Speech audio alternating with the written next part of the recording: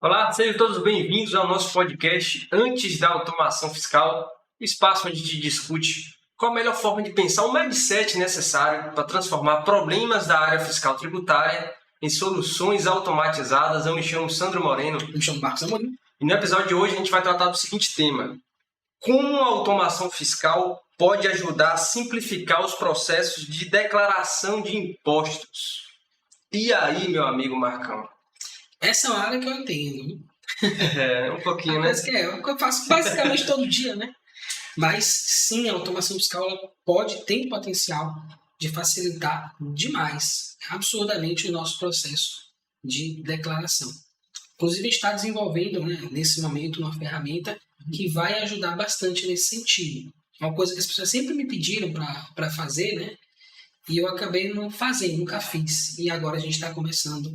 Já fiz live, inclusive, ensinando como utilizar esse recurso, que é: eu quero pegar um arquivo do SPED, exportar ele para um arquivo TXT, um arquivo Excel, fazer as alterações que eu preciso, que eu achar necessária, depois eu quero voltar esse arquivo SPED. Sim. E nunca é um processo assim tão simples de se fazer, né? Porque envolve diversos registros. Envolve diversas... Tem toda uma estrutura, tem quase 300 registros no SPED fiscal, por exemplo. Então não é uma tarefa simples. Você extrair até fácil, você consegue criar um código relativamente pequeno, que ele vai pegar um SPED e vai separar lá todos os registros bonitinho, jogar todas as informações, acabou. Eu até já ensinei como fazer isso aqui no canal, quando eu ensinei lá como fazer a associação entre os registros C100, C170 e C190. Legal, hein, cara? Você pode pegar e se expandir para todos os registros com código relativamente curto. Beleza. Só que, na hora de você trazer esses dados de volta para o SPED, é que começa o problema. Porque como ele tem uma estrutura bem definida, eu preciso saber aonde, em que ponto exatamente eu vou encaixar cada um dos registros. E é que começa o problema. Então, se você for criar hoje uma automação para fazer isso, você vai gastar muito tempo. Porque vai dar muitos erros de estrutura, vai dar muitos erros de escrituração. Você vai ter que ir resolvendo um por um até zerar todos os registros. Sim. Qual é uma solução para isso? É que a gente tem que trabalhar. Eu vou trabalhar só os registros que são essenciais. Na grande maioria das vezes, 80% dos casos, dos problemas que eu tenho no SPED vão estar onde? C100, 670, 690. E ali também o D100 e D190. Então, se eu focar nesses registros, eu tendo a resolver mais de 80% dos problemas que eu tenho no arquivo SPED. Sim. E é muito mais fácil eu exportar os dados desses registros para o Excel, alterar o que eu preciso alterar e devolver para o SPED, porque são só 3 registros. Então, eu consigo reduzir significativamente a dor de cabeça que eu teria para criar uma automação desse tipo e consigo resolver meu problema, que é o meu objetivo. Então, a gente está trabalhando nesse sentido aí. Agora, como que a automação fiscal pode me ajudar além disso? Porque até então a gente está falando de erro de escrituração. Então, uma pessoa deveria ter lançado a nota fiscal de uso e consumo sem crédito de ICMS. E ela lançou pegando crédito de ICMS na operação. Então, assim, tem que zerar. Pô, mas o certo não seria a pessoa ir lá no sistema e zerar... Sim, o certo seria a pessoa ir lá no sistema e zerar a informação. Só que se eu tenho um volume grande de notas fiscais para fazer isso, e o cara me mandou o SPED fiscal no dia que vai vencer o imposto, como acontece muitas vezes, como é que você faz? Você tem que dar um jeito. E aí, muitas vezes você vai ter que entrar no PVA, ir lá, registro a registro, modificando, vai ter que identificar quais são essas notas fiscais e fazer o zeramento dessas informações. Para além disso, né, que essa é a questão rotineira, comum que a gente tem no nosso dia a dia, tem outras questões também mais específicas.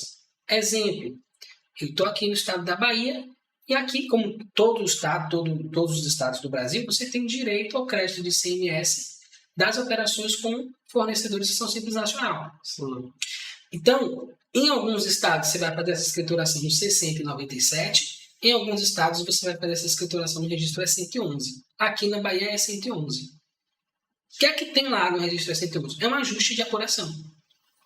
Então, como é que é feito normalmente? Você vai identificar quais são as notas fiscais que são de fornecedores optantes pelo Simples Nacional, o que para muita gente vai significar abrir PDF por PDF para descobrir isso. Imagine que o seu cliente tem 80, 200 150 notas fiscais de recebidas no mês para você fazer uma análise, não é um trabalho rápido. E aí, normalmente a gente pega aquele crédito que está ali no rodapé da nota, nos dados adicionais. Que está errado, tá?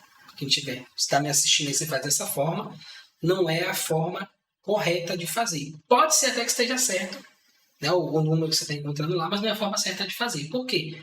Existe uma forma correta. Tem uma tag dentro do XML, onde você informa esse crédito. Então, tem esse percentual, eu vou pegar isso de crédito. Você informa lá dentro do XML. E se esse crédito não tiver nessa tag, você não pode pegar esse crédito. Eu não posso pegar um crédito fiscal com base nos dados adicionais da nota fiscal. Tá? Então, isso está lá na legislação. Beleza. E aí, o que é que eu faço? Pô, se o contribuinte tem a obrigação de lançar isso na tag, isso me ajuda. Porque eu consigo criar uma automação que vai pegar esse XML, vai identificar esse crédito e vai lançar isso para mim. Lá no meu registro 111. Então, eu tenho hoje uma automação que faz isso. Você vai lá, pega o XML, ele varre todos os XMLs. Dentro do XML eu tenho também uma tag que diz se o fornecedor, se o emitente daquela nota fiscal é ou não optante pelo Simples Isso que eu ia te perguntar. Como é que seria automatizar isso, cara? Isso. Tem duas formas de fazer. Digamos que não tivesse essa tag, que ele não me dissesse se o emitente é optante ou não pelo Simples Nacional. O que é que eu posso fazer? Tem um código, né? Tem o CST do ICMS para contribuinte e tem o CSOSM para quem é optante do Simples Nacional. Sim. Então, se eu não tivesse essa informação, a tag é CRT, que é o Código do Regime Tributário, eu pegaria pelo CSOSM. Se tem CSOSM, é optante do Simples. Seria uma outra forma da gente fazer. Mas como tem um código, beleza, a gente vai direto lá e já sabe se o cara é ou não optante do Simples Nacional. Peguei essa informação. O que é que eu faço depois? Eu vou no SPED, porque para pegar o crédito, a nota tem que estar no SPED. Sim. Então, vou identificar a nota dentro do SPED e vou ver como é que a nota foi lançada. Se essa nota foi lançada, por exemplo, para uso e consumo, eu não posso pegar esse crédito. Então, eu identifico como é que a nota fiscal foi lançada e, a partir daí, tem muita gente que não faz nem isso. Só pega a nota, vê lá o crédito e lança. Aí tem que saber se a nota foi lançada com uma operação que me permita pegar o crédito.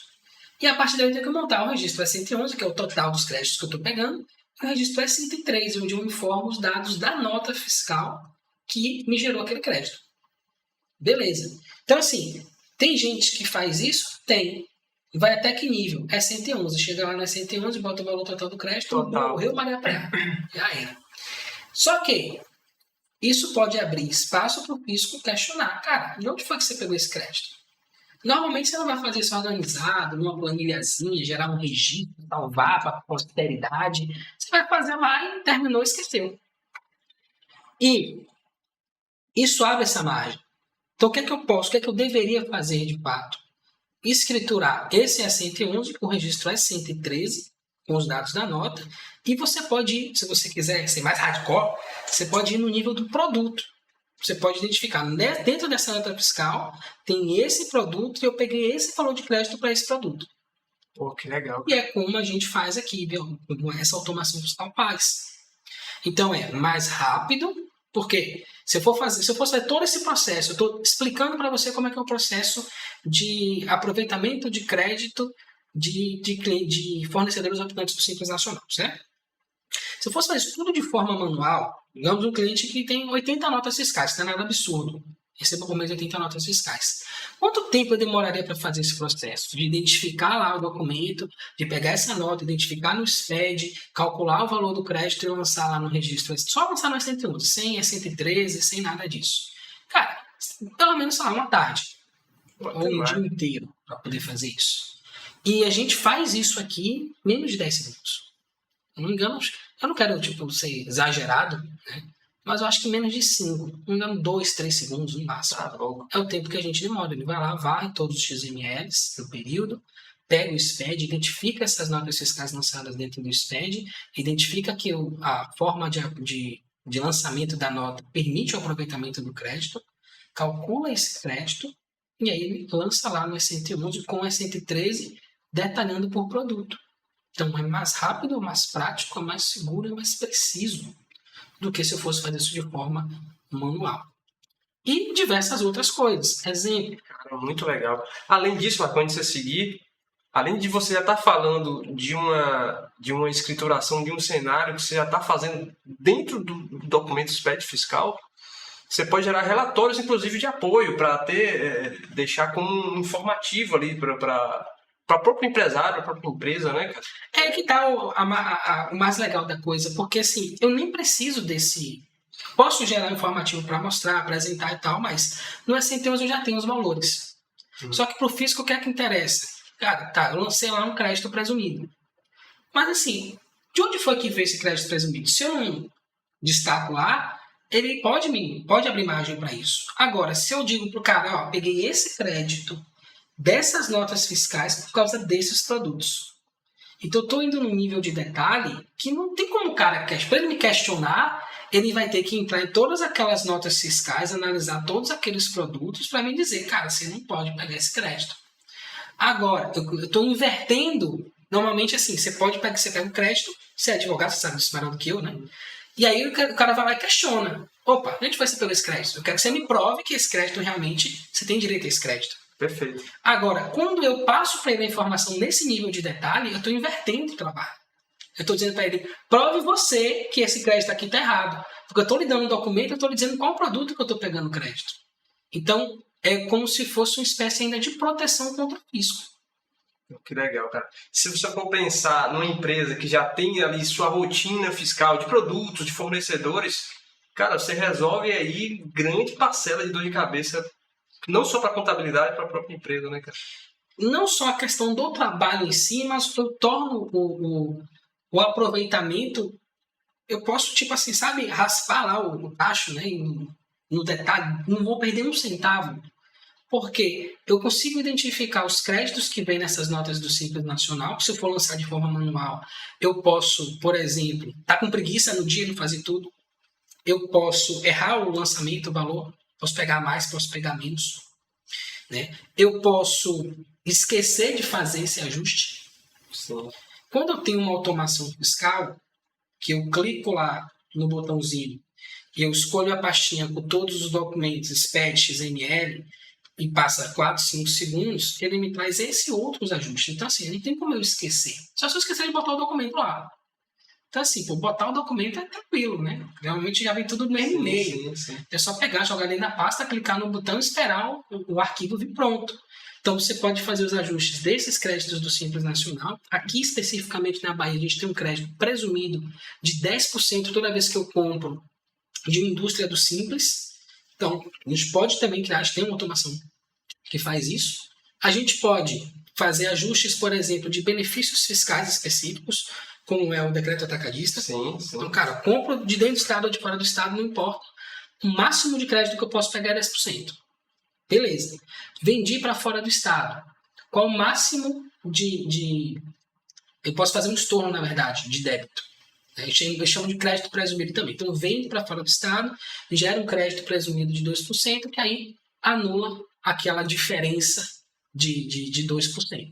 Beleza. Cara, e para fazer isso, você tem que pegar nota a nota, ver quais foram as notas fiscais que você pegou mais do que 10% de crédito, fazer o estorno desse crédito lá também no S111, detalhar a nota e tal. E a gente segue a mesma sistemática e a gente consegue mostrar produto por produto dentro da nota fiscal quais foram os estornos que a gente fez. É fantástico. Isso é muito bom porque eu tenho um cliente que ele está no decreto atacadista, ele é cheio de particularidades, né? E ele tem também operações com papel higiênico. E papel higiênico está fora do decreto. Aí é um caso bem interessante normalmente, cara, tem um padrão de operação. Tá vendo? E aí chega num ponto que o cara tem uma particularidade que é só dele. Pô, e agora? Pô, agora eu vou adaptar a minha automação para poder responder a isso. Como que eu vou fazer isso? Cara, eu sei que toda vez que eu comprar papel higiênico, eu não vou fazer o estorno dos 10%. E isso pode estar já programado na automação? Pode estar pré-definido. Como foi que eu resolvi isso? Eu criei uma planilha, uma aba, onde eu coloquei lá todos os produtos que são papel higiênico. Listei.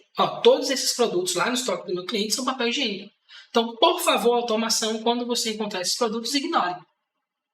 Então foi isso que ela fez. Eu passo a listinha dos produtos que eu quero que ela ignore, ela vai lá, faz esses tornos de tudo, crédito presumido, opa, isso aqui é papel higiênico, ó, não mexe com ele não, que ele é complicado, deixa ele lá. Que massa. E aí ele pula fora. Né? E é interessante porque a gente confronta, né, a apuração que a gente faz aqui com a contabilidade. E normalmente dá divergência. Né? Mesmo que fosse manual as duas apurações, normalmente dá divergência. E aí deu essa divergência. Eu falei, ó, pessoal, a divergência que vocês estão achando é o seguinte, essa diferença aí é por causa do papel higiênico, que vocês fizeram o estorno considerando o papel higiênico que eu tirei. Inclusive, aí você falou da questão dos relatórios auxiliares. Sim. Pronto, eu criei um relatório mostrando, dá para mim todas as notas fiscais em que a gente comprou ou vendeu papel higiênico. Pronto, então pegar para vender o papel higiênico, listei lá todas as operações com venda de papel higiênico, item a item, cara, pega isso aqui, aplica o crédito presumido de 2% na venda interestadual, você ainda pode fazer esse nível de detalhe. Todas as operações para fora do estado com papel higiênico. Está lá a lista. Calcula aí crédito presumido de 2%. Calculou. Deu quanto? X. Pega esse e soma com o meu ajuste. Quando somou os dois, deu o que estava na contabilidade. Caramba. Então, assim, você consegue mostrar para a contabilidade ou para quem quer que seja, para o fisco, cara, eu fiz assim dessa forma por causa disso. Rapaz, do jeito que você está falando aí, parece que fazer o trabalho de apuração de impostos é brincar de Lego, cara. Começa a ficar divertido. É negócio divertido, pô. Começa. Agora, deixa eu fazer um contraponto aí. E os sistemas, cara? Eu já tenho um sistema, cara. Como é que seria essa comparação com a automação de tudo que você está me falando aí, cara? Bom, o sistema ele tem o papel dele. Né? O sistema normalmente ele não faz só a geração de um arquivo SPED. Então ele vai dar entrada em nota, vai emitir nota, vai controlar estoque, vai controlar financeiro, vai controlar às vezes pessoal, vai controlar boleto, vai fazer uma série de coisas. Então ele não é especializado em questões fiscais e tributárias. Nós somos. Então, quando você estuda, e aí eu sempre trago a importância de você aprofundar, de você ser um especialista. Quanto mais você puder aprofundar na área fiscal, melhor. Quanto mais conhecimento você puder ter na área fiscal, melhor. Porque você vai entender plenamente o que está acontecendo ali. Então, hoje, a gente consegue pegar os dados de um CML, os dados de um SPED, bater o olho e ver, opa, essa comparação está estranha. Uma coisa que eu descobri com um cliente meu esse mês. Peguei a apuração dele para fazer isso hoje. Ontem de noite. E aí eu bati o olho. Estava lá, CFP 6108 com CST 020. Redução da base de cálculo. Não, redução da base de cálculo, esse cliente não faz sentido. Né? Operação interestadual para contribuinte, para consumidor final, faz sentido. E aí fui lá na nota. Peguei a nota, olhei. Aí eu vi que ele estava aplicando, ele tem a redução, tem um decreto atacadista dentro do Estado, ele estava aplicando o percentual de redução do decreto atacadista para fora. E aí eu olhei e falei, rapaz, esse negócio está errado.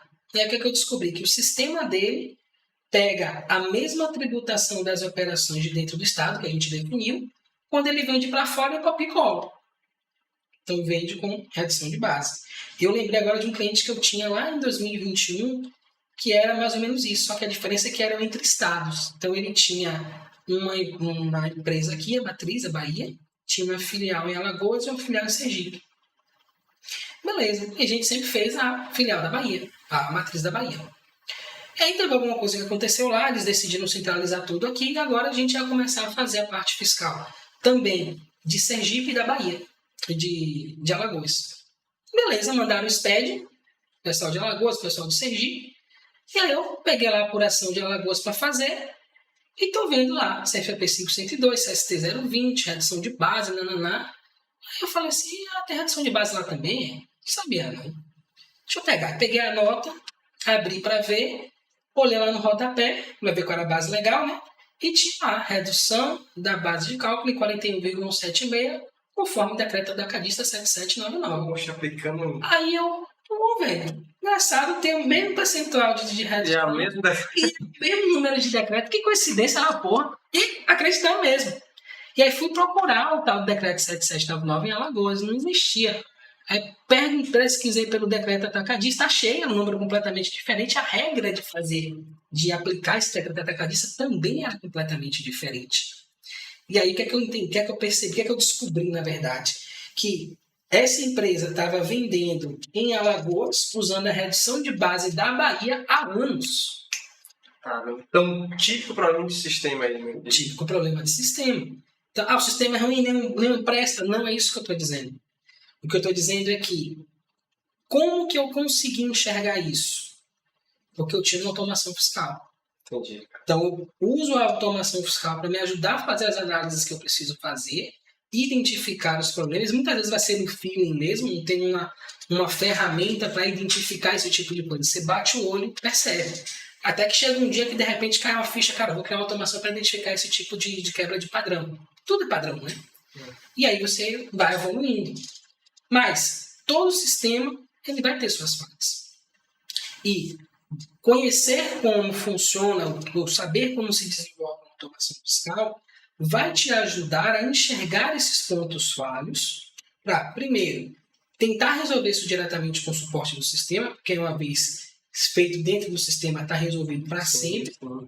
Ou, se não tiver jeito, não tem como resolver isso, eu vou criar uma automação fiscal que vai resolver esse problema para mim. E aí, de um jeito ou de outro, o problema vai estar resolvido. Sim. Então, eu acho que essa é a principal função de uma automação. Não é substituir o sistema. O sistema está lá, tem o papel dele, até porque eu tenho um conhecimento estrito específico da área fiscal tributária e eu vou criar um sistema para substituir o sistema que a empresa usa. Legal. Você conhece sobre financeiro? Não. Massa. Você conhece sobre emissão de nota fiscal? Não. Você sabe que você vai ter que utilizar um certificado digital? Não sabia. Você conhece de controle de estoque? Boleto. Cadastro. Não tem condições. Entende? Então, assim, as pessoas querem resolver todos os problemas do mundo. Cara, não vai resolver. O nosso conhecimento é específico da área fiscal e tributária e isso permite a gente fazer análise, identificar coisas que a grande maioria das pessoas não vai conseguir identificar. Ponto.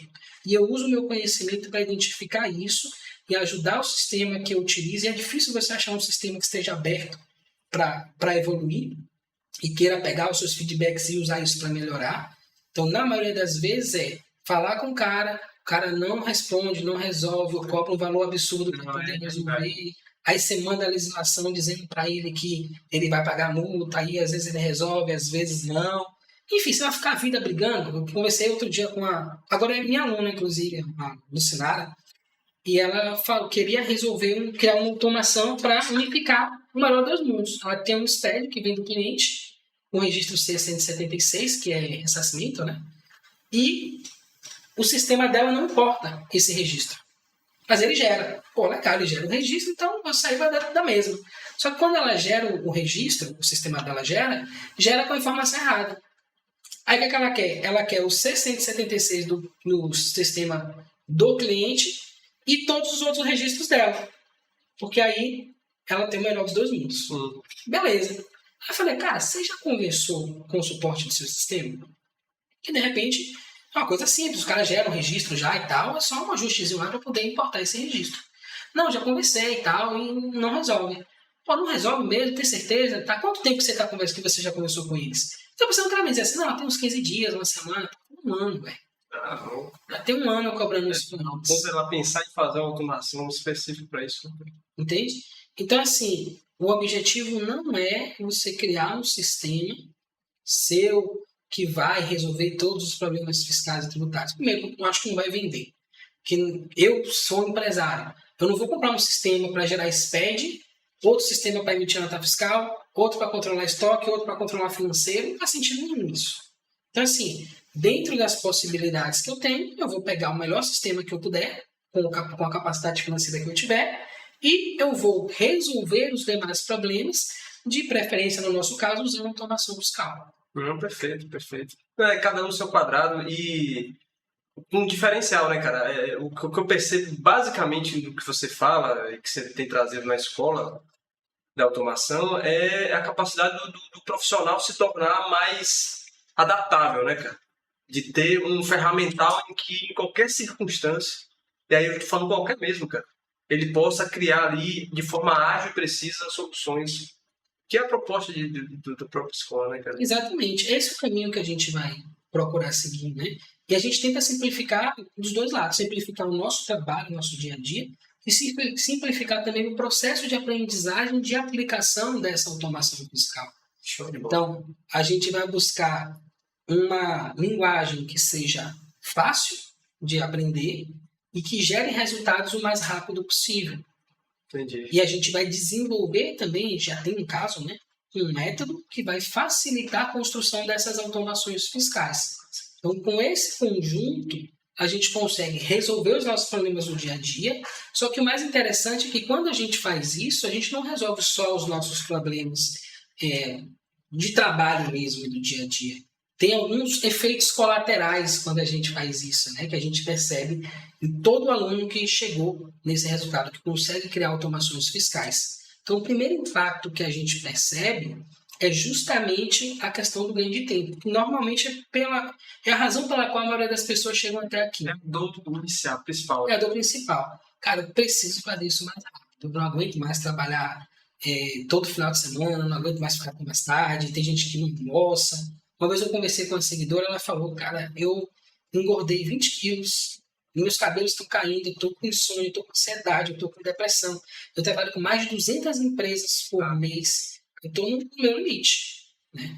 Então, é o tipo de situação que talvez as pessoas não estejam no estado tão crítico assim, mas em algum nível eu acho que praticamente todo mundo que está aqui nesse canal buscando esse tipo de resultado tem algum desses sintomas. Né? E você saber como construir uma automação fiscal, primeiro, vai te dar esse benefício de executar o seu trabalho de forma mais rápida, como a gente fala assim, não só mais rápida, mas de forma mais rápida, mais prática, mais segura e mais precisa também, a gente consegue enxergar isso aqui, mas isso gera efeitos colaterais na sua carreira, que é algo que também é muito desejado. Então, você ter a capacidade de executar, como a gente gosta de dizer, de transformar um problema numa solução automatizada, primeiro, vai te dar esse ganho de tempo. Segundo, normalmente acontece nessa ordem. Ganho de tempo, você já criou a automação, já está usufruindo disso. Segundo, você mostra isso para as pessoas e você passa a ser reconhecido profissionalmente. Você passa a ter o respeito das pessoas, porque imagina, você tem um trabalho que você demora 20 horas para fazer um dia inteiro, metade de um dia que seja, 2 horas que seja, e eu te dou uma automação que resolve isso em segundos, Você ganha muito mais valor. cara, você ganha muito mais valor. Inclusive, tem um aluno, essa semana, ele postou pra gente um post de LinkedIn. E foi um post de que um colega fez para ele. Nesse post dizia mais ou menos o seguinte: ele criou uma automação para enviar e-mail. Então agora tem a DIF, né? Já passou, acredito, para enviar. E o cara precisava enviar em torno de 160 e-mails da DIF. Beleza. Então, é trabalho para provavelmente uns 2 dias enviar esses e-mails todos. E aí o Rafa, que é o meu aluno, ele criou uma automação para fazer o disparo desses e-mails. E ele conseguiu fazer isso em 6 minutos. Então, em 6 minutos, ele enviou 160 e-mails com as informações todas da DIF para cada e-mail direitinho, que era preciso enviar. E aí esse cara fez eu brinquei com ele fez um post lá no nosso grupo, e aí eu falei assim, cara, isso aí não é um depoimento, isso é uma declaração de amor. Falando, agradecendo a ele, cara, muito obrigado. Tipo assim, já era impagável o que você tem feito por mim, me ajudado com outras automações. E agora essa dívida ficou ainda mais impagável. Ele fala que ela tinha 160 e-mails para enviar. E eu estava imaginando como é que ia ser esse trabalho. Rafa vem, criou uma automação. Em 6 minutos o negócio estava resolvido, eu não acreditei. Cara, gratidão, muito obrigado pelo que você fez por mim. Tarará. E foi muito massa. E ele pegou esse post, colocou lá no nosso grupo e falou, cara, é disso que se trata. Né? Não é só a automação, eu sei fazer. Cara, eu estou usando isso para tornar a minha vida melhor, a vida das pessoas que estão ao meu redor melhor. Que massa. Marcos, eu fico imaginando como é que o dia a dia de um escritório de contabilidade, né? Você fala de um profissional e vários outros. Você já chegou a atender algum tipo de escritório, cara, no sentido de agregar ferramentas que possam agilizar o trabalho? Sim, eu estou inclusive trabalhando com uma agora, justamente com esse objetivo, de criar automações para o escritório. E aí a gente começou, no começo é engraçado, porque eles começam assim, cara, mas será que esse negócio funciona mesmo? Não sei e tal. E normalmente quando você cria a primeira automação, o resultado nunca bate com o que está sendo feito no escritório. E aí o primeiro impulso é, cara, tá vendo, esse negócio não funciona. E aí você vai lá e mostra, como eu falei, né, aquela questão de bater as informações. Então, cara, meu ajuste deu tanto, o seu deu a maior. Cara, então é uma coisa errada, por que o seu tá menor? E aí você vai lá e mostra para ele, porque eu excluí isso aqui e tal, você não excluiu. E aí eles começam a entender o poder que tem uma automação fiscal. Cara, eu fiz isso em 3 segundos. Gerei os ajustes de apuração todos lá e mostrei para você.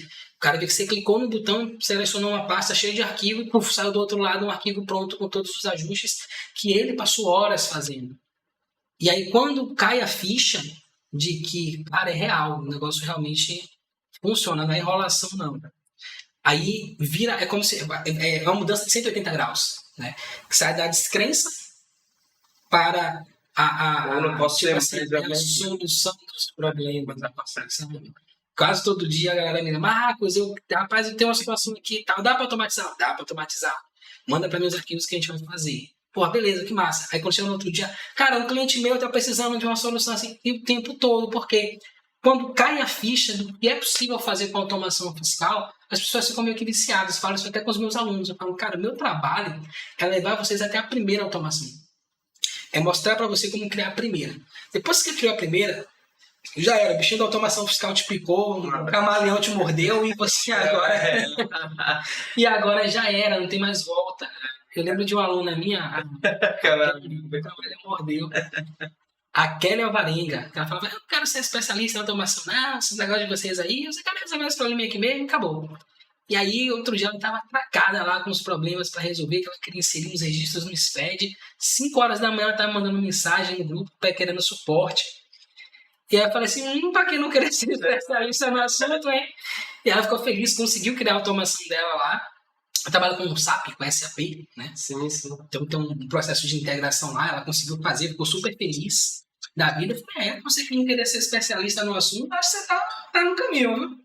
E ela ficou super feliz com isso. Cara, que você continue criando mais camaleões, cara. É muito massa. E só para explicar aqui o contexto, talvez algumas pessoas não saibam, o símbolo da escola da automação fiscal é o próprio camaleão por sua capacidade de se adaptar, né, cara? Perfeito. E é o que o Marcos busca no instante que você está na automação, buscando soluções adequadas para cada caso concreto, né, cara? Exato. Sem contar que o camaleão é um arquétipo, um símbolo de tecnologia também, né? De precisão, de velocidade. Que massa. Tem muito a ver. Massa. Cara, então vamos ficar por aqui, novamente reforçando, nos acompanhe nessa série de podcasts, né, cara? O Marco tem um canal no YouTube muito legal, com farto material lá sobre automação. E é isso. Um abraço a todos. Até a próxima. Até a próxima. Tchau, tchau.